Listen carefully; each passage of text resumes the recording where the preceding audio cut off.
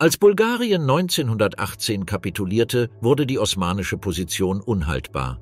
Der Großvizier trat zurück und Friedensverhandlungen begannen. Am 30. Oktober 1918 beendete der Waffenstillstand von Mudros die osmanische Teilnahme am Krieg, doch der Frieden wurde nie eingehalten.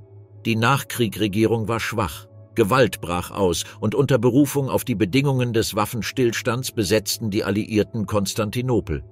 1920 zerschnitt der Vertrag von Sèvres das Imperium. Er übergab Teile an Griechenland, Frankreich, Italien, Großbritannien und Armenien. Den Osmanen wurden Souveränität, Würde und Territorium entzogen, aber eine neue Bewegung erhob sich. Unter Mustafa Kemal lehnten die nationalistischen Kräfte den Vertrag ab und starteten den türkischen Befreiungskrieg, zum Teil unterstützt von einem chaotischen Sowjetrussland, das nach Verbündeten suchte, triumphierten die Nationalisten.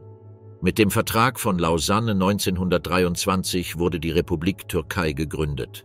Das osmanische Sultanat wurde abgeschafft und der letzte Sultan, Mehmed VI., floh 1922 ins Exil. Letztlich existierte das osmanische Imperium, das einst der unaufhaltsame Eroberer von 3 Kontinenten war, nicht mehr. La naissance d'un empire. Au cours de leur premier siècle, les Ottomans n'étaient pas encore la puissance monstrueuse qu'ils allèrent devenir.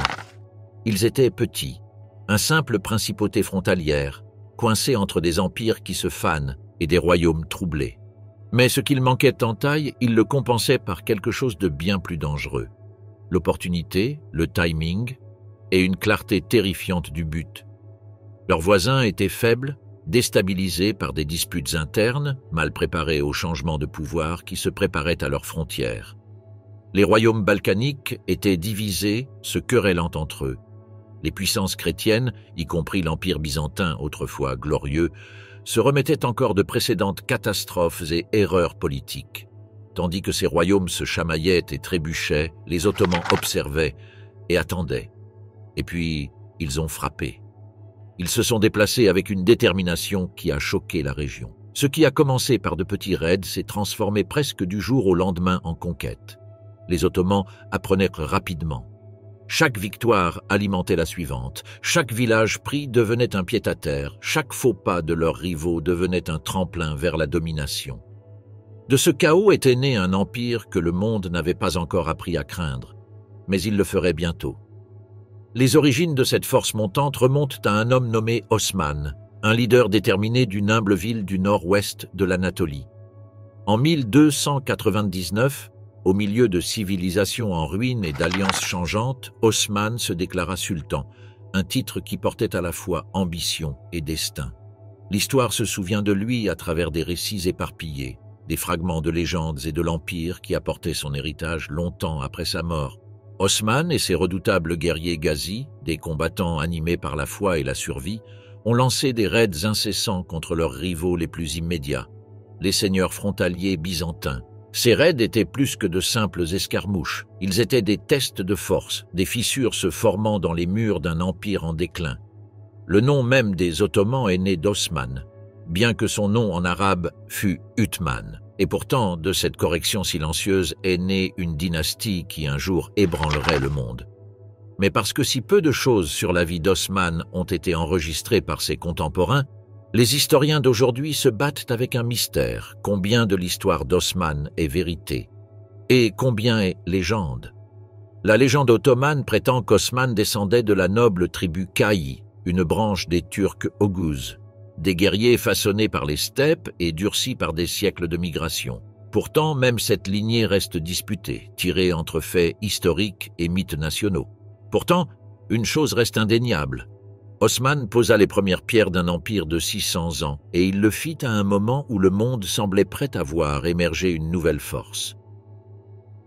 Le sultanat seldjoukide, qui était autrefois le souverain de l'Iran, de la Mésopotamie et d'une grande partie de l'Anatolie, s'était effondré en 1293, laissant derrière lui des territoires brisés et une direction confuse.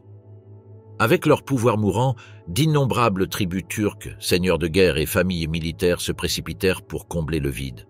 Osman vit sa chance, il s'étendit à travers l'Anatolie occidentale, entrant en conflit avec les dernières poches de l'autorité byzantine. Peu à peu, les Ottomans repoussèrent leurs frontières vers la mer de Marmara et le long du fleuve Sakarya, traçant un nouveau domaine. Pourtant, malgré leurs ambitions, un obstacle demeurait, la guerre de siège. Les Ottomans manquaient des énormes engins de siège nécessaires pour prendre des villes fortifiées. Constantinople, la plus grande forteresse de toutes, existait encore bien au-delà de leur capacité, du moins pour l'instant. Mais le jeune empire ne resterait pas limité bien longtemps. Après des années de lutte, les Ottomans remportèrent leur premier grand triomphe, la capture de Bursa en 1326. La ville était riche, un prix qui prouvait que les Ottomans n'étaient plus de simples pillards. Bursa deviendrait bientôt la nouvelle capitale de l'Empire, mais Osman ne vivait plus pour voir sa gloire. Il mourut autour du moment de la chute de la ville, laissant l'Empire en pleine croissance à son fils, Orhan. Osman était parti, mais son rêve avait pris racine. Son tombeau se dresse encore à Bursa, un doux rappel d'un homme dont les pas ont changé le monde. Pendant ce temps, Orhan hérita d'une mission, transformer une principauté en pleine ascension en un véritable État. Il savait que les conquêtes seules ne suffisaient pas. L'Empire avait besoin de structure, de discipline et d'une armée capable de tenir tête à de puissants rivaux. Ainsi, Orhan se tourna vers son frère, Alaeddin, pour des conseils. La recommandation d'Alaeddin était simple, mais révolutionnaire: créer une armée d'infanterie professionnelle et rémunérée. Jusqu'alors, les forces ottomanes étaient principalement composées de guerriers volontaires, courageux mais imprévisibles, et souvent temporaires. À chaque campagne, ils se dispersaient, retournant dans leur foyer jusqu'à ce qu'ils soient de nouveau appelés. Orhan vit l'erreur et adopta l'idée d'Alaeddin, formant ainsi le premier corps d'infanterie rémunéré. Mais cela ne suffisait pas encore. Cherchant d'autres conseils, Orhan s'adressa à un parent par mariage, Sandarli Kara Halil, un homme dont la proposition allait redéfinir l'histoire mondiale. Halil suggéra de former une armée d'élite à partir des enfants chrétiens pris dans les territoires conquis.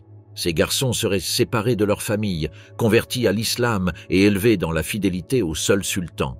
Ils seraient formés, disciplinés et redoutables. La première armée moderne permanente du monde. Une force d'élite dont la loyauté inébranlable deviendrait l'arme la plus redoutable des Ottomans. Et, des siècles plus tard, l'une de leurs plus grandes menaces internes. Sous le règne d'Orhan, les janissaires n'étaient pas encore entièrement formés en l'institution redoutable qu'ils deviendraient sous Murad Ier, mais leurs débuts étaient là dans ce fragile moment de transition. Avec les réformes internes en cours, Orhan se tourna à nouveau vers le champ de bataille. En 1331, les Ottomans capturèrent Tiznik, un grand mame qui était autrefois le grand Nicée des conseils chrétiens. En 1337, ils prirent Tizmit, se rapprochant du Bosphore. Et en 1338, les bannières ottomanes volaient sur Üsküdar, juste en face de Constantinople elle-même.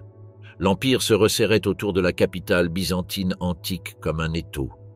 Quelque chose de monumental se préparait, quelque chose pour lequel le monde n'était pas prêt. Cette fois, les Ottomans ne montaient plus, ils montaient en puissance. Et chaque victoire les rapprochait un peu plus du moment où leur expansion entrerait en collision avec le destin. Et finalement, des siècles plus tard, avec l'effondrement. Les guerres des frères et des rois.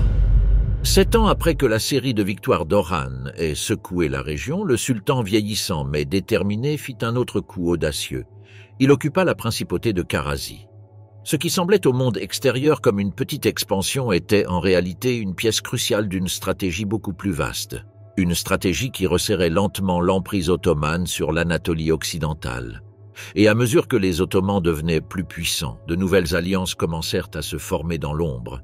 C'est à cette même époque qu'Orhan forgea un lien inattendu avec Jean VI Cantacuzène, l'homme qui allait plus tard devenir empereur byzantin. L'alliance n'était pas seulement une question de convenance politique, c'était un mariage entre ambition et désespoir. Byzance, affaiblie et en déclin, avait besoin d'un partenaire puissant. Les Ottomans, affamés et en pleine ascension, avaient besoin d'une porte d'entrée vers la Thrace, la terre qui ouvrirait la voie vers l'Europe. Grâce à cette alliance, Orhan obtint quelque chose de bien plus précieux que de l'amitié. La permission de piller la Thrace ouvertement, mais l'accord vint avec un retournement plus profond. Orhan scella ce lien en épousant Théodora, la fille de Cantacuzène, une union qui lia l'avenir de 2 empires dans un nœud fragile et incertain. Sous le commandement de Süleyman Pacha, l'un des fils habiles d'Orhan, les Ottomans étendirent leur influence à Gallipoli en 1354. Ce qui avait commencé comme une simple présence devint rapidement une occupation. Les Byzantins furent alarmés, terrifiés même. Cantacuzène, bien qu'il fût leur allié supposé, tenta de demander poliment aux Ottomans de se retirer, mais les Ottomans refusèrent. Cela s'expliquait par le fait que Gallipoli était devenu quelque chose de bien plus important, un coffre au trésor. Les raids à travers la région avaient rapporté des richesses inimaginables entre les mains des Ottomans. Les récompenses étaient si grandes qu'elles agirent comme un phare à travers l'Anatolie. Des milliers de Turcs, entendant parler de la richesse et des opportunités, affluèrent pour rejoindre les rangs ottomans en pleine expansion. Et Orhan? Il déclara le territoire comme un cadeau d'Allah, donné divinement et donc impossible à céder. Ce simple refus déclencha le chaos à Byzance. Cantacuzène se retrouva accusé, mis en doute et finalement affaibli. Son alliance avec les Ottomans devint désormais la lame qui coupait sa position politique en morceaux. Il tomberait, et l'Empire byzantin glisserait un pas de plus vers l'oubli. Le monde ottoman se modifia encore une fois lorsque Orhan mourut en 1362 à environ 80 ans. Beaucoup croyaient que le chagrin avait précipité sa mort car son fils aîné était décédé peu de temps avant dans un tragique accident de chasse. Le trône étant soudainement vacant, l'Empire se préparait. Ainsi, Murad Ier s'avança, il était l'autre fils d'Oran. Cette fois, il s'empara du trône, entrant dans son règne avec la force d'une tempête. En 1382, Murad tourna son attention vers la Bulgarie. Plutôt que de combattre immédiatement, il fit d'abord pression sur son dirigeant Ivan Shishman pour qu'il devienne vassal ottoman. C'était une partie de la nouvelle stratégie de Murad en Europe, permettre aux dirigeants locaux de rester en place s'ils reconnaissaient l'autorité ottomane et apportaient des forces militaires lorsque cela était demandé, mais Murad n'était pas un homme de demi-mesure. Même après avoir sécurisé l'accord de vassalité, il continua, capturant Sofia, Pyro et Nice. Chaque conquête resserrait l'emprise ottomane sur les Balkans et préparait le terrain pour le moment que le monde n'oublierait jamais. Les plaines du Kosovo devinrent le théâtre d'une confrontation décisive entre les Ottomans et les Serbes. La bataille fut brutale et chaotique, les deux armées furent dévastées. Et dans le carnage, les deux chefs tombèrent, mais les Ottomans conservaient l'avantage. Alors que la Serbie avait concentré toute sa force dans ce seul moment, l'Empire ottoman avait des réserves et d'autres troupes prêtes à se déplacer ailleurs. La Serbie tomba et l'Empire s'étendit à nouveau. Mais la victoire eut un prix. Cette fois, Murad Ier, le conquérant de l'Europe, gisait mort. Le fils de Murad, Bayezid Ier, monta sur le trône dans la fumée du Kosovo. Il serait connu sous le nom de Yildirim, signifiant le foudre. Cela en raison de sa rapidité, de sa fureur et de la force terrifiante qu'il apportait sur le champ de bataille, mais il hérita d'un royaume en plein tumulte. D'abord, il dut restaurer l'ordre après les victoires chaotiques. Puis, une menace plus grande émergea, la principauté de Karaman. Murad avait sous-estimé Karaman. Bayezid ne pouvait pas se permettre la même erreur. Après que Karaman eut saisi des territoires à Djermiyan et Hamid, Bayezid réalisa que les Ottomans étaient au bord d'une nouvelle guerre interne. Ainsi, il agissait rapidement, faisant la paix avec Karaman juste assez longtemps pour stabiliser l'Anatolie et assurer la loyauté de ses partisans turcs. Ensuite, avec son dos couvert, il tourna le regard vers le nord. Il captura la Bulgarie, resserrant son contrôle sur les Balkans, et fixa enfin ses yeux sur le rêve impossible, Constantinople. Bayezid commença un siège qui menaçait le cœur même de la chrétienté, et les chrétiens répondirent avec fureur. L'Europe se rallia, avec les Hongrois, les Français, les Allemands et d'autres puissances chrétiennes unies dans une croisade massive visant à écraser l'avancée ottomane. Les armées s'affrontèrent à Nicopolis, et l'Europe s'attendait à un triomphe chrétien décisif, mais Bayezid les écrasa. L'armée des croisés fut massacrée. La victoire fut si écrasante que la confiance de Bayezid monta en flèche. Il rentra chez lui et, rompant le traité de paix, se lança à nouveau pour conquérir Karaman en 1397. À ce moment-là, l'Empire ottoman s'étendait sur les Balkans et profondément en Asie. Bayezid était devenu l'un des dirigeants musulmans les plus puissants de son époque, une force imparable avec une seule obsession, toujours s'étendre. Ce que personne ne savait, c'est que quelque chose d'inattendu se préparait loin à l'est. Quelque chose qui allait presque annihiler l'Empire. Alors que le siècle tournait, Bayezid fit face à un ennemi nouveau et terrifiant, le chef de guerre turco-mongol Timur. La tension entre les deux titans monta lentement au début, avec des menaces froides, des disputes territoriales et une méfiance mutuelle. Puis, en 1402, tout explosa à la bataille d'Ankara. Timur avait piégé Bayezid en assiégeant Ankara et en coupant sa seule source d'eau. Les Ottomans furent forcés de se battre dans des conditions désespérées. Le résultat fut catastrophique. Les armées de Timur écrasèrent les Ottomans. Bayezid et deux de ses fils, Moussa et Mustapha Çelebi, furent capturés. Bayezid mourut peu après, bien que les récits diffèrent sur la manière dont il fut traité, avec honneur ou cruauté. L'Empire avait perdu son sultan, ses armées étaient brisées, et son avenir se trouvait dans le chaos. Avec Bayezid disparu, l'Empire était détruit. Ses fils survivants, Isa, Moussa, Mehmed et Sulayman, revendiquèrent chacun le droit de régner. Leurs ambitions rivales enflammèrent une guerre civile de 10 ans connue sous le nom d'interrègne ottoman, la crise interne la plus sombre que l'Empire ait jamais connue. Timur avait désigné Mehmed Çelebi comme le prochain sultan, mais les frères refusèrent d'accepter cela. La guerre était inévitable. Sulayman saisit Edirne et domina la Thrace, Mehmed contrôlait Amasya, Isa et Moussa se battirent pour Bursa, Isa prenant brièvement le contrôle, pour tout perdre lorsque Mehmed riposta. Trahison, alliance changeante et assassinat suivirent. Isa s'échappa d'abord, mais fut bientôt capturé et tué, supposément sous les ordres de Mehmed, mais la lutte était loin d'être terminée. Sulayman, qui avait autrefois soutenu Isa, captura Bursa et Ankara, intensifiant encore le conflit. Mehmed forma ensuite une alliance temporaire avec Moussa et l'envoya de l'autre côté de la mer Noire pour gouverner la moitié européenne de l'Empire. Mais les alliances dans cette guerre ne duraient que tant que cela était pratique. Sulayman s'aligna avec l'empereur byzantin Manuel II, puis plus tard avec les Serbes. Sa confiance grandit jusqu'à ce que son tempérament lui coûte tout. Ses alliés l'abandonnèrent un par un et Moussa frappa. En 1411, Moussa captura Edirne. Sulayman tenta de fuir, mais fut assassiné pendant sa fuite. Maintenant, il ne restait plus que 2 frères. Furieux contre Byzance pour avoir soutenu Sulayman, Moussa assiégea Constantinople. Manuel II appela à l'aide de Mehmed, forçant Mehmed à rompre son accord avec Moussa et à défendre la ville même que les Ottomans rêvaient de conquérir. Mais Mehmed ne pouvait pas rester longtemps dans la ville. Une mutinerie éclata dans ses terres, le forçant à revenir chez lui pour rétablir l'ordre. Ce n'est qu'une fois la stabilité rétablie qu'il se tourna à nouveau vers son frère. Mehmed rassembla le soutien serbe et affronta Moussa à Samurlu. La bataille fut brutale et Moussa fut capturé et tué peu après. Pour la première fois en 10 ans, la guerre civile était terminée. Mehmed Çelebi émergea des cendres comme sultan de Mehmed Ier, le dirigeant qui réunit enfin un empire déchiré par ses propres lignées. Son règne se concentra sur la guérison, la stabilisation et la restauration de ce qui avait été presque perdu. Mais il ne manquait pas de défis. Son frère survivant Mustapha, longtemps caché, refit surface comme une menace politique. Un érudit révolutionnaire, le cheikh Bedreddin, sema le trouble dans l'Empire, poussant à la rébellion de 1416. Ces menaces furent écrasées, mais pas sans coup. Le règne tumultueux de Mehmed prit fin avec sa mort en 1421.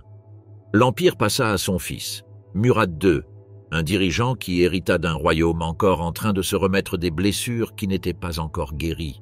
Et la route à venir ne ferait que se obscurcir. La trahison. Au début du règne de Murad II, alors que l'Empire était encore fragile, l'empereur Manuel II de Byzance fit un geste audacieux. Il soutint Mustapha Çelebi, un fils oublié de Bayezid Ier, comme le véritable souverain ottoman. Mustapha se leva avec le soutien byzantin, mais Murad écrasa rapidement la rébellion. Mustapha fut capturé, exécuté, et le message était clair. Plus de prétendants, plus d'opportunistes, mais Murad n'oubliera jamais la trahison de Constantinople. Nourri par la colère, Murad marcha sur Constantinople, jusqu'à ce qu'une nouvelle inattendue l'oblige à s'arrêter. Les Byzantins avaient élevé un autre de ses parents, un frère de 13 ans, comme un prétendant poupée au trône. Murad abandonna le siège et retourna pour réprimer cette nouvelle révolte. C'est alors qu'il se rendit compte que ses plus grands ennemis n'étaient plus seulement de l'autre côté des murs. Ils étaient au sein même de sa propre lignée. Murad passa les années suivantes à restaurer l'unité et l'autorité à travers l'Anatolie et les Balkans. Dans les années 1420, le conflit pressait de toutes parts. Venise en mer, la Serbie à l'intérieur, la Hongrie de l'autre côté du Danube. Pour Murad, la guerre devint une constante. En 1444, une énorme croisade dirigée par Jean Hunyadi se dirigea vers les terres ottomanes. Murad avait abdiqué le trône en faveur de son jeune fils, Mehmed II, mais le jeune sultan ne pouvait pas faire face à la crise seul. Murad revint et écrasa les croisés à Varna. Mais la bataille sema les graines de futurs conflits, en particulier avec la Valachie, dont le prince Vlad II apporta un soutien réticent à la croisade, bien que ses fils, y compris le futur Vlad l'Empaleur, fussent des otages ottomans. Les troubles à l'intérieur de l'Empire forcèrent Murad à revenir au pouvoir. Peu après, Hunyadi lança une nouvelle invasion. Sur les champs du Kosovo, Murad l'intercepta et remporta une deuxième victoire décisive.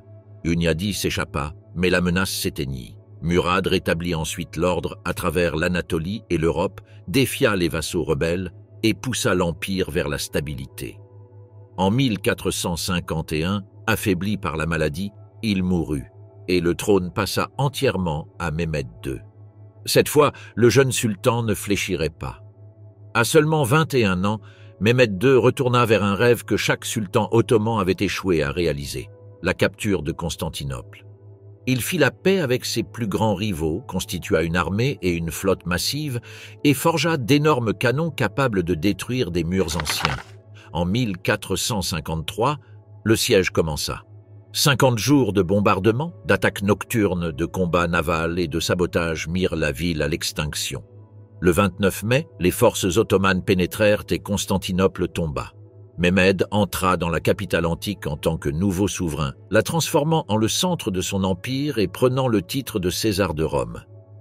Parmi les nombreuses figures que Mehmed affronta, se trouvait Vlad III Dracul, qui fut autrefois son compagnon d'otage d'enfance. Le frère de Vlad devint loyal aux Ottomans, mais Vlad devint leur ennemi amer. Leur conflit était personnel, brutal et légendaire. Bien que Mehmed n'ait jamais complètement conquis la patrie de Vlad, il écartait la menace. L'empire était désormais trop vaste. Un prince ne pouvait l'arrêter. Lorsque Mehmed mourut en 1481, Bayezid II monta sur le trône. Après avoir défait son frère Sem dans une lutte de succession, Bayezid se concentra sur la stabilisation et le renforcement de l'empire. En 1492, lorsque l'Espagne expulsa ses Juifs et ses musulmans, Bayezid condamna cet acte et envoya des navires ottomans pour sauver les réfugiés, ordonnant à ses gouverneurs de les accueillir avec protection et dignité. Leur arrivée enrichit l'empire, et Bayezid gagna le titre de le Juste. Sous sa direction calme, les Ottomans entrèrent dans le siècle suivant plus forts que jamais. Une dynastie divisée. Au début du XVIe siècle, le sultan Bayezid II était plongé dans une guerre navale de longue haleine avec Venise, un conflit qui dura jusqu'en 1503. Sous l'amiral Kemal Reis, les Ottomans dominèrent la Méditerranée et forcèrent Venise à accepter les termes ottomans. Mais pendant que l'empire se renforçait en mer, des troubles commencèrent à se manifester en Anatolie. En 1511, des rebelles inspirés par les Safavides, les Kizilbas, se levèrent sous Sakoulou. La révolte s'effondra, mais son étincelle se propagea dans le palais, enflammant une rivalité meurtrière entre les fils de Bayezid. Ahmed, l'héritier favori, et Sélim, le guerrier impitoyable. Les janissaires soutenèrent Sélim, craignant les liens d'Ahmed avec les Safavides. Bayezid abdiqua en 1512, choisissant Sélim. Un mois plus tard, le vieux sultan mourut. Sélim était désormais le souverain. Sélim sécurisa le trône de la seule manière que l'Empire comprenait, en éliminant tous ses rivaux. Ensuite, il frappa à l'est, ciblant directement les Safavides. En 1514, à Kaldiran, l'armée de poudre à canon de Sélim écrasa la cavalerie de Shah Ismaïl. L'aura d'invincibilité d'Ismaïl disparut et Tabriz tomba, mais Sélim poursuivit sa route vers l'Empire mamelouk. Entre 1516 et 1517, Sélim détruisit les armées mamelouks à Marj d'Abik et Ridaniya. Avec leur effondrement, les Ottomans absorbèrent l'Égypte, le Levant, la Mecque et Médine. Pour la première fois, un sultan ottoman détenait les villes les plus saintes de l'islam. À la mort de Sélim, en 1520, l'empire s'était étendu de près de 70% en seulement 8 ans. Le fils de Sélim, Sulayman Ier, hérita d'un empire vaste et le remodela par de vastes réformes juridiques qui perdureraient pendant des siècles. Tout en renforçant la loi interne et la tolérance, il s'étendit aussi, avec la chute de Belgrade, la reddition de Rhodes et l'effondrement de la Hongrie à Mohacs, où son roi mourut en retraite. La lutte pour la Hongrie déclencha un conflit avec les Habsbourg et mena à la marche de Sulayman sur Vienne en 1529, bien que le siège échoua. La Hongrie se scinda bientôt en 3 parties, une ottomane, une habsbourgeoise et une vassale. Sulayman mena des guerres répétées avec les Safavides, se déplaça en Afrique du Nord et défia les flottes européennes à travers la Méditerranée sous l'amiral Barbarossa. L'influence ottomane toucha même l'océan Indien. Sulayman mourut en 1566 lors du siège de Sigetvar, la dernière grande victoire de son règne. Sélim II hérita du pouvoir mais pas de la discipline de son père. Le véritable pouvoir se déplaça vers le grand vizir Sokollu Mehmed Pacha et le harem impérial. Pourtant, l'empire demeura puissant grâce à la paix avec l'Autriche, la stabilité avec les Safavides et la répression rapide des révoltes. Mais la conquête de Chypre en 1560 déclencha une réaction chrétienne menant à la bataille de Lépante. Bien que les Ottomans perdirent à la bataille, ils rebâtirent rapidement et sécurisèrent à la fois Chypre et la Tunisie d'ici 1574, l'année où Sélim II mourut. Murad III étendit l'empire en Afrique du Nord et en Perse et engagea de nouvelles guerres avec l'Autriche. Mais à la maison, la corruption se répandit, les loyautés se fracturèrent et la machine administrative s'affaiblit. L'empire resta extérieurement fort, mais intérieurement instable. Les premières fissures profondes du déclin avaient commencé à apparaître. Les règles du harem. L'Empire ottoman entra dans la fin du XVIe siècle tel un grand navire battu par trop de tempêtes. À ce moment-là, il était encore vaste, encore puissant, mais se tendait de jour en jour. Des décennies de conflits incessants avaient rongé son trésor, dévoré sa patience et poussé son peuple à un point de rupture. Les impôts montaient comme une marée implacable. Les prix suivaient, gonflant avec une inflation qui s'insinuait dans chaque marché, chaque foyer, chaque coffre de soldats. Et à mesure que l'Empire demandait plus à son peuple, ce dernier commençait à offrir moins en retour. Même le corps des janissaires, autrefois le pilier d'élite de la puissance militaire ottomane, commençait à se briser. Leur discipline fléchissait, leur loyauté était faible et leur confiance en le trône était ébranlée par une simple et perturbante réalité. Le sultan ne se tenait plus à leur tête. Murad III, qui était seulement le 2e sultan après Sélim II à ne jamais mener ses armées au combat personnellement, régnait non pas avec la force de ses ancêtres, mais derrière les écrans ornés du palais. Et le vide de pouvoir laissé par son absence fut rapidement comblé par les voix derrière les rideaux de perles. Les femmes du harem devinrent des forces politiques à part entière, chuchotant leur influence dans chaque coin de l'Empire. Certaines aidaient à stabiliser la cour, d'autres approfondissaient les faiblesses. L'Empire dérivait, mais au milieu de ce lent effondrement, Murad III réussit un exploit qui sembla défier le chaos qui l'entourait. Pendant ce temps, Murad III tendit la main à travers les continents et les religions, envoyant des envoyés vers une femme dont la réputation se répandait à travers l'Europe, la reine Élisabeth I d'Angleterre. C'était un partenariat que personne n'avait vu venir. Murad soutenait que le monde islamique et l'Angleterre protestante avaient plus en commun l'un avec l'autre qu'avec les puissances catholiques dominantes en Europe. Philosophiquement éloignés mais politiquement alignés, les Ottomans et les Anglais trouvaient un ennemi commun dans l'Espagne catholique des Habsbourg, et Élisabeth écouta. En 1581, les deux mondes conclurent un accord remarquable.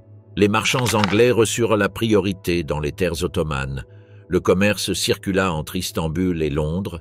Les biens, lettres et soutiens politiques traversèrent des mers que l'on croyait impossibles à franchir. Cette alliance était fragile, improbable et audacieuse, et elle survivrait à Murad lui-même, passant comme un héritage diplomatique entre les mains de son successeur, Mehmed III. Mais la brillante diplomatie de l'Empire ne pouvait pas le protéger indéfiniment des tempêtes qui se formaient à ses frontières. Mehmed III monta sur le trône comme le dernier sultan des années 1500, héritant d'un empire embourbé dans les ambitions de l'Europe. Les États vassaux murmuraient des alliances derrière le dos des Ottomans. L'Autriche se dressait comme une montagne d'acier au nord. La tension s'infiltrait dans chaque frontière. Au début, l'Empire vacillait. Les troupes ottomanes subirent des pertes précoces face à une coalition de forces des Habsbourg et de Transylvanie. Les rumeurs circulaient sur un empire affaibli, un géant qui se fanait, mais vint Kérestes, la bataille de Hassova, en 1596, un affrontement brutal et chaotique qui balança sur le fil du désastre jusqu'à ce que les Ottomans se ressaisissent avec une ferme détermination. Les armées de Mehmed III écrasèrent leurs ennemis et restaurèrent l'illusion de la puissance inébranlable de l'Empire ottoman. Pourtant, cette victoire était trompeuse. Un seul coup de vent fort avant le retour de la tempête, car même si la fin des années 1500 approchait, de nouvelles pressions montaient. Cependant, un moment bref de répit arriva. Un traité de paix fut signé avec l'un des dirigeants vassaux les plus problématiques, Michael le Brave, dont les campagnes antérieures avaient ensanglanté les forces ottomanes. Il préférait maintenant la diplomatie au conflit, mais la paix ne dura jamais longtemps dans l'Empire. Le nouveau siècle s'ouvrit avec Mehmed III toujours sur le trône face à une Europe nouvellement réarrangée par les ambitions de Michael le Brave. Maintenant gouvernant à la fois la Valachie et la Transylvanie sous une seule bannière, Michael semblait plus puissant que jamais, un voisin inquiet pour les Ottomans. Pourtant, l'Empire refusa de céder du terrain. À peine dans les années 1600, les troupes ottomanes saisirent la forteresse de Nagikaniza, une victoire stratégique qui attira immédiatement la fureur autrichienne. Un siège suivit l'année suivante. Le tonnerre du canon roula à travers les murs, mais les Ottomans tinrent bon. Cela seul aurait suffi à mettre l'Empire sous pression, mais deux autres fronts s'allumèrent. D'abord, la guerre de 13 ans contre l'Autriche se prolongea sans pitié. Ensuite, des révoltes éclatèrent, comme des incendies à travers l'Anatolie, exigeant des hommes et de l'argent que l'Empire n'avait plus. Troisièmement, à l'automne 1603, la dynastie safavide de Perse frappa à nouveau. La guerre sur 3 fronts, la pression venant de chaque direction. Et en décembre de cette même année, un autre problème surgit. Bientôt, le sultan Mehmed III mourut, et l'Empire se retrouva à un carrefour, saignant de chaque frontière, lorsque la charge de sultan tomba sur les épaules d'un garçon de 13 ans, Ahmed Ier. Maintenant, la plupart des dirigeants enfants deviennent des figures de proue, et Ahmed devint un pari. L'un de ses premiers actes stupéfia l'Empire. Au lieu de suivre la tradition séculaire du fratricide, tuant son frère Mustapha pour éviter une future lutte pour le trône, Ahmed l'épargna. Une pitié dangereuse mais nécessaire. Ahmed n'avait pas encore de fils. Tuer Mustapha aurait pu mettre fin à la dynastie tout entière. Par ce choix unique, Ahmed modifia sans le savoir l'avenir de l'Empire, ouvrant la porte à des luttes de pouvoir qui entraient ses successeurs pendant des décennies. Et il n'y avait pas de temps pour réfléchir. Maintenant, l'Empire était en feu. En juin 1604, Ahmed envoya une armée de Constantinople pour affronter les forces safavides en avance. Le retard fut fatal.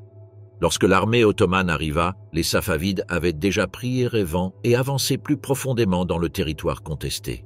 Pire encore, des décisions douteuses parmi les commandants ottomans gaspillèrent un temps précieux que l'Empire ne pouvait pas se permettre. La guerre s'étira jusqu'en 1605, obligeant les Ottomans à former une alliance fragile avec Stephen Bocskai, prince de Transylvanie, qui cherchait le soutien ottoman contre l'Autriche. Mais les alliances ne résolvèrent pas le problème plus profond. L'Empire était trop étendu, les révoltes déchiraient l'Anatolie, les frontières fléchissaient. L'or drainé du trésor et Ahmed n'eut d'autre choix que de signer le traité de Tzitvatorok avec l'Autriche en 1606, un document humiliant reconnaissant l'empereur des Habsbourg comme son égal. L'expansion ottomane en Europe se figea et le prestige se fissura, mais les concessions ne s'arrêtèrent pas là. Les Pays-Bas, la France et Venise exigèrent des privilèges commerciaux favorables, et le sultan, désespéré pour la stabilité, céda. Mais l'affaiblissement de la puissance ottomane n'encouragea que leurs ennemis. En 1612, l'Empire était épuisé. Les Safavides négocièrent à partir d'une position de force, et le traité de Nassau-Pacha obligea les Ottomans à céder tous les territoires gagnés depuis la guerre victorieuse de 1578 à 1590. La carte se retourna aux frontières fixées en 1555, formant le traité d'Amasya, 50 ans effacés, des décennies de carnage annulées en un seul coup, et pourtant Ahmed poursuivit. Il rechercha la paix avec la France, Venise et l'Angleterre. Il construisit des mosquées, émit des réformes et fit de généreuses donations aux causes religieuses, tentant désespérément d'apaiser la tempête de l'Empire. Mais les problèmes s'étaient déjà infiltrés dans les fondations de l'État. Et en 1617, Ahmed Ier tomba malade et mourut.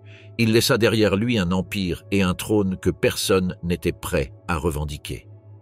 Pour la première fois dans l'histoire ottomane, un frère succéda à un sultan décédé avant le propre fils du sultan. Mustapha Ier, marqué par une instabilité mentale grave, monta sur le trône non pas par la force, mais par la politique de palais. Sa mère, Halim Sultan, exerça une grande partie de son autorité pour lui, mais le chaos ne se soumet pas au titre. Le règne court de Mustapha se dissout dans la confusion. Il peina à commander l'État ou l'armée. Les janissaires devinrent nerveux. La cavalerie sipahi grogna. Même les gouverneurs se rebellèrent, en particulier le puissant chef d'Erzurum qui chercha à venger les décisions antérieures d'Ahmed. L'empire dérivait vers l'effondrement. Et ainsi, dans un retournement presque prévisible, Mustapha fut déposé et épargné uniquement par les supplications désespérées de sa mère. Son remplaçant fut un garçon de 14 ans, Osman II. Ce garçon comprit clairement ce que tant avant lui avait ignoré. L'Empire mourait de l'intérieur. Ses premiers actes furent diplomatiques, mais le jeune sultan aspirait à plus que des signatures sur du papier. Il voulait une renaissance, une résurrection, et ainsi il fit l'impensable. Il mena personnellement une campagne en Pologne, punissant un royaume qui s'était mêlé des affaires des vassaux ottomans. Mais après la défaite désastreuse des Ottomans à Chossim, Osman commença à voir le problème plus profond, les janissaires. Ils étaient autrefois d'élite, mais maintenant indisciplinés, corrompus et résistants au changement. Il se mit à les punir, réduisant leurs salaires, fermant leurs cafés et renforçant le contrôle. Mais les janissaires ne seraient pas réformés, ils voulèrent se révolter. Dans un bouleversement violent qui affecta le palais, ils saisirent Osman, l'emmenèrent et l'étranglèrent jusqu'à la mort. Il devint le premier sultan ottoman tué par son propre armée. Et sa mort rouvrit la porte pour le retour instable de Mustapha Ier. Mustapha Ier retourna sur le trône en 1622, furieux et tremblant de paranoïa. Il ordonna des exécutions, il appela à la vengeance. Mais il ne pouvait contrôler les janissaires, ni la cavalerie sipahi, ni les révoltes qui montaient à l'est. Sa mère, voyant la destruction se rapprocher, intervint à nouveau. Elle accepta de le retirer tant qu'il était épargné. Et ainsi un autre enfant fut porté sur le trône, Murad IV, un garçon de 11 ans. L'Empire regarda l'ascension avec un mélange de peur et d'espoir fragile. Au début, Murad était une figure de proue, sa mère et les grands vizirs régnant en son nom. Mais avec le temps, alors que le chaos s'intensifiait, quelque chose changea chez le jeune sultan.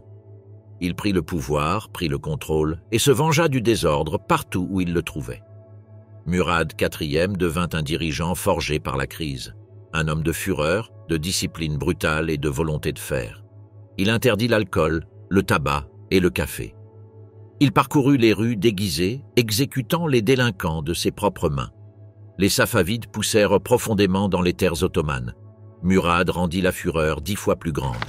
Les armées ottomanes envahirent l'Azerbaïdjan, Tabriz, Hamadan, et en 1638, le joyau de la campagne à Bagdad tomba sous le siège implacable de Murad.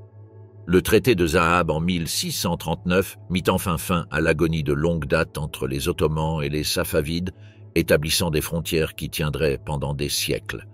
Le règne de Murad apporta même les Ottomans en contact avec la puissance montante des Moghols, échangeant des cadeaux et des escortes lors de missions diplomatiques, avec des éclats de prestige mondial au milieu du tumulte intérieur. Mais le sultan qui interdisait les intoxicants ne pouvait échapper à ses propres démons. Murad IV se rua vers une mort précoce en 1640, et avec sa mort, l'Empire marcha de nouveau sur le fil du rasoir. Finalement, Ibrahim Ier monta sur le trône à la suite du règne de fer de Murad et inversa immédiatement sa stabilité. Il fit la paix avec l'Autriche et les Safavides, mais la paix ne pouvait réparer les dégâts de ses excès. Il se laissa aller à des luxes qui vidèrent le trésor, s'entoura d'extravagances et augmenta les impôts encore et encore. Le grand vizir Kemenkes Mustafa Pacha tenta de réparer l'économie, mais après son exécution en 1644, rien ne se dressait entre Ibrahim et les conséquences de son règne imprudent. En 1645, il plongea l'Empire dans une autre guerre coûteuse, cette fois contre Venise pour l'île de Crète. Assez, c'était trop, les janissaires se révoltèrent. Le palais trembla sous la rébellion et, dans le chaos, Ibrahim fut saisi, déposé et finalement étranglé. Son fils de 6 ans, Mehmed IV, hérita d'un trône tremblant sous le poids d'un empire en déclin. L'ère de la tension et de la tempête. Alors que le XVIIe siècle s'étendait vers ses dernières décennies, l'Empire ottoman, autrefois un colosse projetant son ombre sur 3 continents, se retrouvait entre une gloire éphémère et une décadence rampante. Au cœur de cette ère turbulente se trouvait le sultan Mehmed IV, un dirigeant dont le règne, étonnamment long, promettait un renouveau, mais qui devint au contraire le lent battement de tambour annonçant le délitement futur de l'Empire. Le sultan Mehmed IV, le 2e sultan ayant régné le plus longtemps dans l'histoire ottomane, apporta au début un air d'optimisme prudent. Sous ses premiers règnes, l'Empire se réveilla à nouveau avec ambition. Les armées ottomanes déferlèrent en Europe, comme pour tenter de reprendre le tonnerre de leurs ancêtres. Les victoires arrivèrent rapidement, contre Venise, contre la Transylvanie, même contre la Pologne et la puissante Russie. Un instant, il semblait qu'une nouvelle ère d'expansion était à portée de main, mais chaque moment de victoire sous le règne de Mehmed semblait destiné à rencontrer une conséquence plus sombre qui se matérialisa à Vienne en 1683. Là, l'Empire affronta les forces polono-lituaniennes et leurs alliés dans ce qui deviendrait l'une des batailles les plus décisives du siècle. Ce qui commença comme un siège confiant se termina en catastrophe. L'armée ottomane, épuisée et mal préparée pour la contre-attaque féroce de la Sainte Ligue, s'effondra. Ce n'était pas simplement une défaite, c'était un avertissement, la première fissure dans l'armure d'un empire qui se croyait invincible. Mais cela ne s'arrêta pas là. Quelques années plus tard, lors de la 2e bataille de Mohacs, les Ottomans subirent une autre défaite écrasante. Une défaite non seulement infligée par leurs ennemis, mais aussi par des dissensions au sein de leurs propres rangs. Une mutinerie éclata comme un feu à travers le camp, sapant la discipline et le moral. Ainsi, en novembre 1687, l'impensable se produisit. Le sultan Mehmed IV, jadis l'espoir du renouveau, fut renversé par les soldats mêmes qui juraient de défendre l'Empire. Son frère, Suleiman II, fut placé sur le trône, un empereur né de la mutinerie et non d'un héritage. Mais les flammes de l'agitation qui l'avait porté au pouvoir brûlaient désormais de manière incontrôlable. La rébellion qui couronna Suleiman II continua de secouer l'Empire de l'intérieur. Pourtant, les Ottomans, désespérés de récupérer le terrain perdu, se jetèrent à nouveau dans la lutte contre la Sainte Ligue. Leur situation était sombre. Même leurs vassaux de Crimée, normalement des défenseurs fiables de la frontière nord, étaient désormais occupés à résister aux avancées russes. Mais d'une manière ou d'une autre, contre toute attente, les commandants ottomans reprirent Belgrade et Nice en 1690. Pourtant, la fortune resta capricieuse. Leur demande d'aide à l'empereur moghol Aurangzeb en 1688 fut refusée, les laissant isolés.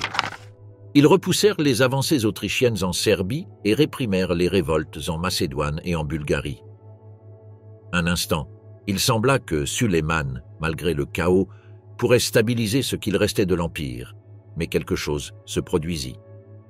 En 1691, l'Empire perdit l'un de ses dirigeants les plus capables, le grand vizir Köprülü Fazil Mustafa Pacha, un homme tué lors de la bataille de Slankamen.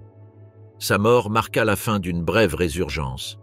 Il avait réformé les impôts, amélioré le traitement des sujets chrétiens et tenté de restaurer un certain ordre. Sans lui, l'élan de l'Empire faiblit. À peine Suleiman était-il mort que le trône passa à Ahmed II, qui hérita immédiatement d'une frontière en ruine et d'une armée démoralisée. Le règne d'Ahmed II fut court, turbulent et marqué par la pression incessante de la Sainte Ligue. Les Autrichiens et les Vénitiens poussèrent plus profondément dans les territoires ottomans, découpant des provinces qui avaient appartenu à l'Empire ottoman pendant des siècles. Ahmed compta largement sur les conseillers, incapables d'affirmer l'autorité que le moment exigeait. Il ne contrôla jamais pleinement l'armée, ni les décisions de sa propre cour. Et lorsque Ahmed II mourut en 1695, l'Empire était épuisé, ses soldats fatigués, ses administrateurs fracturés et ses frontières qui pliaient sous la pression.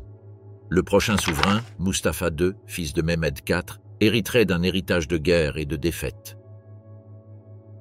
Mustapha II monta sur le trône alors que la Grande Guerre turque faisait rage. Ses campagnes apportèrent à la fois victoire et humiliation. Mais au final, c'est la diplomatie, et non la conquête, qui définirait son héritage. En 1699, l'Empire signa le traité de Karlowitz, un document qui entailla profondément l'influence ottomane à travers les Balkans et éleva l'Autriche comme la nouvelle puissance dominante de la région. Ce traité marqua un tournant étant la première cession majeure de territoires européens par les Ottomans. Un an plus tard, en 1700, le traité de Constantinople formalisa la paix avec la Russie, confirmant le contrôle russe sur Azov et mettant fin à un siècle de conflits sur ce front. Avec ces traités, Mustapha II tenta de stabiliser l'Empire. Mais les dégâts causés tout au long du XVIIe siècle étaient irréparables. Le siècle n'avait pas apporté l'expansion, mais la contraction, pas l'unité, mais la rébellion, pas la gloire, mais les premiers signes indiscutables du déclin impérial. Les Ottomans entraient dans une nouvelle ère. Une ère où la conquête ne définirait plus leurs ambitions. Maintenant, simplement survivre serait le défi. Alors que le XVIIIe siècle pointait à l'horizon, les Ottomans se retrouvaient dans un monde transformé. L'Europe changeait rapidement et de nouvelles puissances, notamment la Russie, se levaient à une vitesse alarmante. L'Empire, autrefois une force imparable sur le champ de bataille, devait désormais se tourner vers l'intérieur, pansant les blessures de décennies de turbulences et renforçant ses défenses contre des voisins qui sentaient la vulnérabilité. C'était ici que l'histoire du déclin devenait plus nette et s'accélérait. En 1700, le sultan Mustapha II avait signé un traité censé garantir 30 ans de paix avec la Russie. Mais la paix fut de courte durée en raison de la colère interne bouillonnant au sein du corps des janissaires. Ils en voulaient au fait que Mustapha choisisse de rester à Edirne, au lieu de revenir à Constantinople après avoir signé le traité. Ils détestaient l'influence de son conseiller, Feyzullah Efendi, qu'il croyait contrôler l'Empire par la corruption et l'intimidation. L'étincelle finale se produisit lorsque les Ottomans tentèrent d'intervenir dans la guerre civile géorgienne. Une unité de janissaires, déjà non payée et furieuse, fut ordonnée de rejoindre la campagne. L'insulte se transforma en outrage. Les manifestations éclatèrent à Constantinople. Les soldats rejoignirent les civils, des émeutes déferlèrent dans les rues. Feyzullah Efendi tenta de les réduire au silence en arrêtant leurs représentants, mais cela ne fit qu'enflammer le feu. Les rebelles marchèrent sur Edirne lui-même. Le 22 août 1703, l'impensable se produisit encore une fois. Mustapha II fut renversé et son conseiller tué. Son frère, Ahmed III, monta sur le trône, mais il hérita d'une capitale noyée dans l'agitation. Le premier défi d'Ahmed III fut de calmer les janissaires furieux et de restaurer l'ordre. Ce n'est qu'avec la nomination d'un nouveau grand vizir, Ali Pacha, que Constantinople se stabilisa enfin. Mais la paix intérieure permettait à l'attention de se tourner vers l'extérieur et l'Europe observait déjà. Ahmed renforça ses liens avec l'Angleterre et la France et forgea une alliance surprenante avec Charles XII de Suède, qui chercha refuge à la cour ottomane après avoir perdu contre la Russie lors de la bataille de Poltava en 1709. Le roi suédois pressa Ahmed d'attaquer la Russie pendant qu'elle était affaiblie. Contrairement aux promesses du traité de 1700, les Ottomans déclarèrent la guerre à la Russie en 1710. Ce qui suivit choqua l'Europe. Au Prut, les forces ottomanes encerclèrent Pierre le Grand, le forçant à un traité humiliant. La Russie abandonna Azov, détruisit ses forts et promit d'éviter les affaires polonaises et cosaques. Pendant un instant, l'Empire se redressa à nouveau, mais la victoire ne dura pas. En 1714, Ahmed III tourna son attention vers Venise, lançant une campagne réussie pour saisir la Morée. Mais l'Autriche intervint bientôt, déclenchant la guerre austro-turque de 1716 à 1718. Le prince Eugène de Savoie infligea des défaites écrasantes aux Ottomans, menaçant de tout démanteler. La guerre perturba le commerce européen, forçant la Grande-Bretagne et les Pays-Bas à intervenir diplomatiquement. Le résultat fut le traité de Passarowitz en 1718. Les Ottomans gardèrent la Morée, mais l'Autriche saisit Belgrade, des parties de la Valachie et Temesvar. Les ambitions occidentales de l'Empire furent brisées. Puis, en 1724, les Ottomans et la Russie tentèrent de diviser l'Iran safavide. Mais en 1730, les Ottomans furent expulsés, humiliés et épuisés. À la maison, la colère monta à nouveau, alimentée par la difficulté économique et le ressentiment envers le style de vie extravagant du sultan. Et une fois de plus, les janissaires se soulevèrent. Sous la conduite de Patronat Halil, ils prirent d'assaut la capitale. Ahmed III fut déposé, remplacé par son neveu Mahmoud Ier. L'Empire semblait piégé dans un cycle sans fin de rébellions et de guerres. La première tâche de Mahmoud Ier fut la survie. Il écrasa la rébellion de Patronat Halil, exécutant ses chefs et restaurant un ordre fragile, mais la paix restait insaisissable. La guerre contre la Perse continua sans résolution. Puis, en 1735, la Russie et l'Autriche décidèrent à nouveau d'attaquer les Ottomans, cette fois encouragés par leur alliance avec l'Iran. La Russie lança ses armées vers la Crimée, brûlant des palais et des forteresses, avançant de plus en plus. Ils saisirent Azov une fois de plus. L'Autriche se joignit à la guerre en 1737, mais se retrouva à subir défaite après défaite, aboutissant à la perte de Belgrade en 1739. Pourtant, les trois empires, la Russie, l'Autriche et les Ottomans, furent soudainement confrontés à un ennemi inattendu, une peste dévastatrice frappant les armées et les villes de 1737 à 1739. Dans le chaos, la paix devint inévitable. Le traité de Belgrade en 1739 rendit la Serbie et d'autres territoires aux Ottomans. La Russie fut contrainte de signer le traité de Nice peu après, mettant fin à la guerre tout en conservant Azov. C'était une paix brisée et épuisée, mais une paix tout de même. 6 ans plus tard, le sultan Mahmoud Ier mourut et le trône passa à Osman III, un homme dont la vie l'avait préparé à tout, sauf à régner sur un empire. Osman III avait passé 51 ans confiné dans le palais, otage de la pratique ottomane qui empêchait les rivaux de former des réseaux politiques. Cette longue isolation le marqua profondément. Son règne fut calme car il élimina complètement les musiciens du palais, croyant que la musique distrayait d'une conduite appropriée. Pourtant, malgré ses particularités, il prit une décision profondément importante. L'Allemand de 1757, qui renforça l'équilibre sacré des responsabilités entre chrétiens, juifs et musulmans en Terre sainte. Cela empêcha les conflits religieux dans l'une des régions les plus volatiles de la Terre. Osman mourut la même année, laissant le trône à Mustapha III. Mustapha III monta sur le trône avec une mission claire, restaurer l'ordre. Il s'attaqua à la dévaluation de la monnaie de l'Empire, aux aqueducs vieillissants et à l'infrastructure en déclin. Il voyagea largement, déterminé à garantir que les lois soient réellement appliquées au-delà de la capitale. À l'extérieur, il voulait la paix à tout prix, résistant à la pression, en particulier de Frédéric le Grand de Prusse pour entraîner les Ottomans dans des conflits européens. Mais la paix, comme toujours, échappa à l'Empire. La Russie exerça une influence suffocante sur la Pologne et la Crimée. La patience ottomane céda. En 1768, la guerre contre la Russie éclata de nouveau, et la lente et tragique descente de l'Empire ottoman continua. La guerre se termina, mais pas dans la flambée triomphante que les Ottomans croyaient toujours suivre leur bannière. Au lieu de cela, l'Empire se retrouva contraint à une révérence humiliante devant l'Empire russe en 1774. Le traité qui conclut cette guerre n'était pas simplement de l'encre sur du parchemin, c'était une blessure taillée dans le psychisme ottoman. Le vaste État, qui pendant des siècles avait dicté les termes aux rois et empereurs, se retrouvait désormais à céder des territoires précieux, à remettre des réparations qu'il ne pouvait à peine se permettre et à accorder à la Russie le droit d'agir en tant que protecteur des chrétiens orthodoxes dans ses vassaux de Valachie et Moldavie. Cette dernière concession était plus qu'une clause diplomatique. C'était une admission qu'un ennemi étranger avait désormais un prétexte moral pour s'immiscer dans les affaires ottomanes.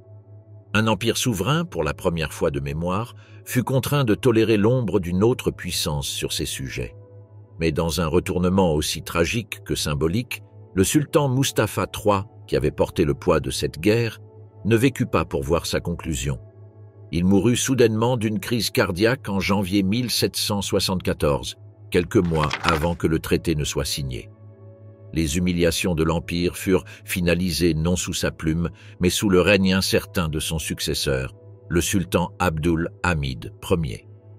Lorsqu'Abdul Hamid Ier monta sur le trône, il hérita non d'un empire confiant, mais d'un empire titubant sous la défaite, son prestige vacillant sous la pression étrangère. Pourtant, le nouveau sultan refusa d'être rappelé comme le monarque ayant vu l'empire s'effondrer. L'une de ses priorités majeures devint immédiatement claire, la réforme des janissaires, autrefois l'infanterie la plus redoutée du monde, mais désormais notoire pour sa corruption, son insubordination et ses ingérences politiques. Abdul Hamid chercha à nettoyer leurs rangs, réformer leur discipline et amener toute la structure militaire ottomane dans un nouvel âge. Sa vision ne s'arrêta pas là. Il établit l'école impériale d'ingénierie navale, un signe qu'il comprenait quelque chose que beaucoup de ses ancêtres avaient ignoré. Le siècle à venir appartiendrait à ceux qui régnaient sur les mers, et au-delà des réformes militaires, Abdul Hamid consacra d'énormes efforts à resserrer son contrôle sur les provinces cruciales de Syrie, d'Égypte et d'Irak, des terres dont les loyautés avaient souvent vacillé, surtout lorsque le gouvernement central semblait faible. Mais une tempête se formait au nord, et elle ne patienterait pas poliment. Bien qu'Abdul Hamid espérait éviter tout nouveau conflit avec la Russie, l'ancien ennemi de l'Empire refusa de s'effacer. La Russie abusa rapidement de son nouveau rôle de protecteur des chrétiens orthodoxes, traitant ce privilège comme une licence pour interférer à maintes reprises dans les affaires internes ottomanes. En 1787, le sultan ne pouvait plus éviter ce qui était devenu inévitable. La guerre avec la Russie éclata de nouveau. Au début, les Turcs combattirent avec une résilience surprenante. L'esprit de leurs ancêtres sembla s'allumer à nouveau et les premiers engagements leur donnèrent de l'espoir. Mais ensuite, l'Autriche entra dans le conflit aux côtés de la Russie. Une guerre à deux fronts commença à presser les Ottomans comme un étau, mettant à l'épreuve leurs réserves déjà fragiles en hommes et en morale. Alors que la guerre s'éternisait et que les mauvaises nouvelles s'accumulaient comme des nuages noirs, l'esprit du sultan Abdul Hamid céda avant son corps. Épuisé par la crise, le chagrin et la pression insupportable de voir l'Empire lui échapper, Abdul Hamid mourut en avril 1789, et avec lui, une autre lueur de stabilité s'éteignit. La chute du vieux monde. Le trône passa à Sélim III, un souverain assez jeune pour imaginer le changement et assez audacieux pour tenter de le réaliser. Il hérita non seulement de la guerre contre la Russie, mais aussi du lourd fardeau d'arrêter le déclin accéléré de l'Empire. Dès le début de son règne, Sélim fut contraint d'accepter la paix sur les termes de la Russie. Des termes qui, encore une fois, favorisaient ses adversaires. Mais contrairement à beaucoup de ses prédécesseurs, Sélim refusa de se concentrer sur l'humiliation. Dès la fin de la guerre, il se tourna vers une réforme massive. Il constitua des comités de chercheurs, d'administrateurs et de modernistes, commandant des changements profonds dans la fiscalité, la gestion des terres et la gouvernance provinciale. Il raviva et étendit les réformes militaires d'Abdul Hamid, cherchant à recréer l'armée ottomane en une force capable de résister à la nouvelle ère européenne de la précision de la poudre à canon et de la discipline industrielle. Sélim fit également un bond historique. Il ouvrit des ambassades ottomanes dans les grandes capitales européennes, créant des ponts diplomatiques vers l'Occident, une chose impensable dans les siècles précédents. Puis, comme un éclair venant d'un ciel dégagé, arriva un événement qui allait transformer le destin du Moyen-Orient. Napoléon Bonaparte envahit l'Égypte. La France, l'adversaire indirect de longue date de l'Empire, était soudainement apparu à sa porte, prétendant être les libérateurs de l'Égypte contre la domination ottomane. Forcé de répondre, Sélim III déclara la guerre à la France et, dans un retournement surprenant, se retrouva à s'allier avec la Grande-Bretagne et la Russie, ses anciens ennemis.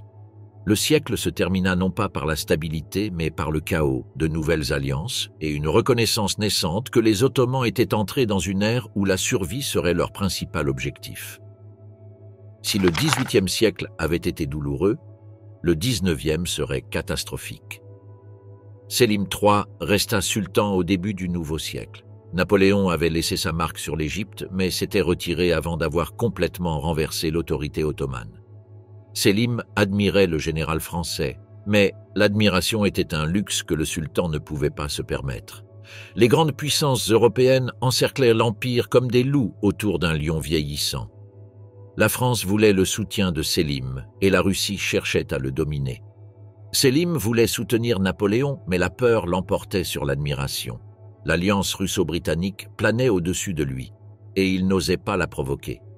Ainsi, les Ottomans maintinrent une alliance instable avec la Russie jusqu'en 1806, lorsque tout s'effondra. La décision de Sélim de remplacer les gouverneurs dans ses États vassaux de Valachie et Moldavie irrita la Russie, qui considérait l'action comme une atteinte directe à ses droits de protectorat. La guerre recommença, mais Sélim avait bien plus que la Russie à craindre. À l'intérieur de son propre empire, les janissaires et les troupes yamaks se soulevèrent contre lui, furieux de ces réformes qui menaçaient leurs privilèges traditionnels. En 1807, Sélim III fut déposé et jeté en prison. L'Empire avait une fois de plus dévoré son réformateur. Le cousin de Sélim, Mustapha IV, monta sur le trône, mais son règne fut court et entaché de trahison. Lorsque les forces réformatrices tentèrent de restaurer Sélim III, Mustapha paniqua et ordonna l'assassinat de Sélim. Avec cet acte, l'Empire ottoman perdit l'un de ses derniers grands visionnaires réformistes, et l'emprise de Mustapha sur le pouvoir s'effondra presque immédiatement. Mahmoud II monta sur le trône avec le soutien des réformateurs, renversa Mustapha en juillet 1808 et réclama la couronne. Ce fut l'aube du règne d'un homme qui remodelerait l'Empire plus radicalement que tout souverain depuis Sulayman le Magnifique. Lorsque Mahmoud II commença son règne, l'Empire était entouré d'ennemis et déchiré de l'intérieur. Pourtant, il possédait quelque chose de rare chez les dirigeants ottomans du XIXe siècle, une résolution inébranlable. Il hérita de la guerre contre la Russie, qui se termina finalement en 1812 avec le traité de Bucarest. Les Ottomans furent contraints de céder la région orientale de Bessarabie, une autre perte territoriale douloureuse. Mais de plus graves problèmes étaient à venir. En 1815, la Serbie secoua l'Empire avec un mouvement déterminé pour l'autonomie. Puis, en 1821, les Grecs allumèrent leur propre révolution, un feu qui transformerait la carte politique de la Méditerranée. Mahmoud II lutta désespérément pour maintenir le contrôle. Il fit appel à son vassal, l'ambitieux gouverneur d'Égypte, Muhammad Ali Pacha, pour envoyer des troupes. Et l'Égypte répondit, rétablissant temporairement l'équilibre en faveur des Ottomans. Mais l'Europe avait ses propres plans. En 1827, la Grande-Bretagne, la France et la Russie formèrent une alliance pour les écraser dans les eaux grecques. À la bataille de Navarine, la flotte ottomano-égyptienne fut anéantie dans l'une des défaites navales les plus dévastatrices du siècle. Mahmoud, furieux, déclara la guerre à la Russie. La guerre russo-turque de 1828 à 1829 se termina comme prévu. Les Ottomans perdirent encore. En 1830, ils furent contraints de reconnaître l'indépendance grecque. Un autre morceau de l'Empire disparut à jamais. En 1831, Muhammad Ali Pacha devint un défi. Il exigea que Mahmoud honore la promesse de le nommer gouverneur de la Syrie et de Tarsus. Lorsque le sultan hésita, Muhammad Ali lança ses armées, dirigées par son brillant fils Ibrahim Pacha. Les forces égyptiennes balayèrent Damas, Alep et Konya, marchant vers Constantinople elle-même. Mahmoud, désormais désespéré, se tourna vers la seule puissance prête à l'aider, la Russie. L'Empire, qui avait été le plus grand ennemi des Ottomans pendant plus d'un siècle, envoya des troupes pour les défendre. Mais même avec le soutien russe, les Ottomans subirent une défaite en 1839 à la bataille de Nezib. Et comme pour symboliser l'état fragile de l'Empire, Mahmoud II mourut cette même année. Juste au moment où il commençait à mettre en œuvre les réformes du Tanzimat, un programme de modernisation destiné à amener la Turquie dans l'ère moderne. Il ne vécut pas pour voir si ces réformes sauvèrent l'Empire. Le jeune sultan Abdulmecid Ier succéda à Mahmoud II et hérita d'un empire au bord de l'effondrement. En 1840, la crise orientale commença. La marine ottomane passa entièrement du côté de Muhammad Ali d'Égypte. La situation était si grave que l'empire serait tombé sans l'intervention de la Grande-Bretagne, de la Russie, de l'Autriche et de la Prusse. Leur convention de Londres força Muhammad Ali à rendre la Syrie, Adana, Crète, le Hijaz et la Terre Sainte. L'Égypte resta officiellement une partie de l'empire, mais seulement sur le papier. Abdulmecid passa la décennie suivante à mettre en œuvre des réformes, aboutissant au At-i-Humayun de 1856, qui promettait l'égalité pour tous les sujets, quelle que soit leur origine ou leur religion. En 1853, les Ottomans se retrouvèrent encore une fois en guerre contre la Russie. Mais cette fois, la Grande-Bretagne et la France se précipitèrent pour défendre l'Empire par crainte de l'expansion russe. La guerre de Crimée se termina en 1856 avec le traité de Paris. Les Ottomans survécurent, mais la victoire masquait une vérité plus profonde. Ils avaient survécu uniquement parce que l'Europe les avait soutenus.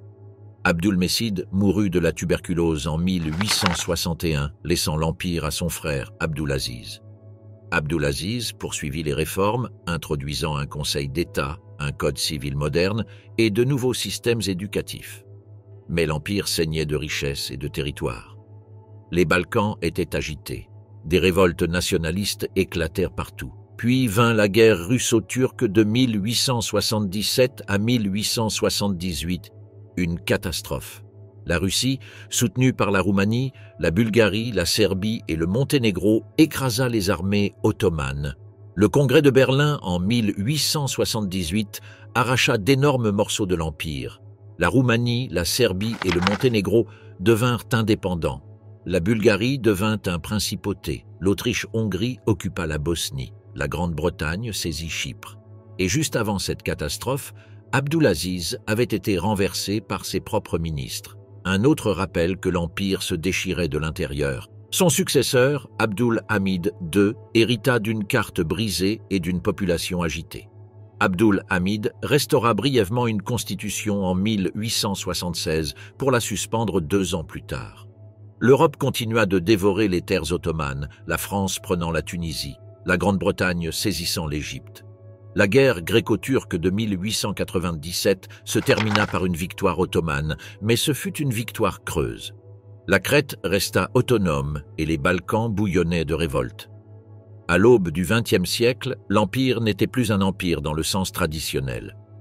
C'était un patient maintenu en vie par des médecins étrangers, mais le dernier coup ne viendrait pas d'Europe, mais de l'intérieur. En 1908, de jeunes officiers et étudiants, désillusionnés, désespérés et patriotes, se levèrent. Menés par des figures comme Ahmed Niyazi et Ismail Enver, ils forcèrent Abdul Hamid II à restaurer la Constitution. Les partis politiques fleurirent du jour au lendemain. Le comité Union et Progrès domina le nouveau gouvernement, mais le système était chaotique et inexpérimenté. Abdul Hamid tenta un coup d'État en 1909, rêvant de restaurer son pouvoir autocratique. Mais les jeunes Turcs écrasèrent la révolte, le déposèrent et le remplacèrent par Mehmed V, une figure symbolique. La stabilité était une illusion et la guerre approchait. En 1912, le Monténégro déclara la guerre aux Ottomans. La Serbie, la Bulgarie et la Grèce suivirent. La Ligue balkanique lança une armée de 750 000 hommes contre l'État ottoman épuisé. Les Ottomans furent écrasés. L'Europe leur arracha presque tous les territoires européens restants. L'Albanie gagna son indépendance. La Macédoine fut divisée. L'Empire se réduisit aux frontières de l'Anatolie et de la Thrace. Une brève seconde guerre balkanique permit aux Ottomans de reprendre Adrianople, mais la victoire ne changea rien. Il était clair que l'Empire mourait. Malgré les avertissements des diplomates, la direction du CUP engagea l'Empire dans l'alliance turco-allemande en 1914. La guerre éclata après une attaque navale turque sur la côte de la mer Noire de la Russie, déclenchant des déclarations de guerre de la part de la Russie, de la Grande-Bretagne et de la France. Les Ottomans remportèrent des victoires initiales, la plus célèbre à Gallipoli, mais l'Empire était stratégiquement condamné. Entouré d'ennemis, victime des révoltes arabes, privé de ressources, la machine de guerre ottomane s'effondra. Lorsque la Bulgarie se rendit en 1918, la position ottomane devint intenable. Le grand vizir démissionna, suivirent les négociations de paix. Et le 30 octobre 1918, l'armistice de Mudros mit fin à la participation ottomane à la guerre. Mais la paix ne fut jamais respectée. Le gouvernement d'après-guerre était faible. La violence éclata, et utilisant les termes de l'armistice, les forces alliées occupèrent Constantinople. En 1920, le traité de Sèvres déchira l'Empire, remettant des morceaux à la Grèce, la France, l'Italie, la Grande-Bretagne et l'Arménie. Les Ottomans furent dépouillés de leur souveraineté, dignité et territoire, mais un nouveau mouvement se levait. Sous Mustafa Kemal, les forces nationalistes rejetèrent le traité et lancèrent la guerre d'indépendance turque. Soutenus en partie par une Russie soviétique chaotique cherchant des alliés, les nationalistes triomphèrent. Avec le traité de Lausanne en 1923, la République de Turquie naquit. Le sultanat ottoman fut aboli et le dernier sultan, Mehmed VI, s'exila en 1922. Finalement, l'Empire ottoman, autrefois le conquérant imparable de 3 continents, n'existait plus.